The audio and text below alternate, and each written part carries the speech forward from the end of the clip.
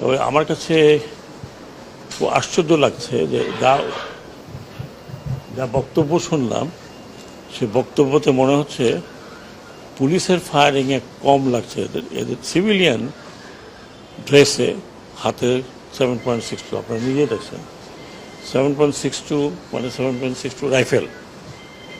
এখন ইনভেস্টিগেশন করার massive investigation দরকার যে এরা কারা, কাদের হাতে এই রাইফেল, যেটা প্রহিবিটেড রাইফেল, কাদের হাতে এটা আসছে, এই এলাকাতে কে কারা দিচ্ছে।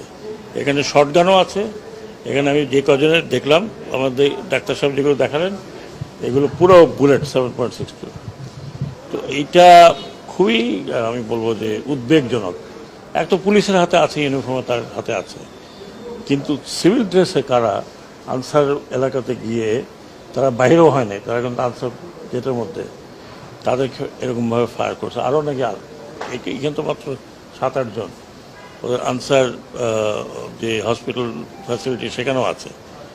এটা খুবই মারাত্মক। মানে তার মানে হচ্ছে যে আমরা সিভিলিয়ানকে আর্ম করেছি।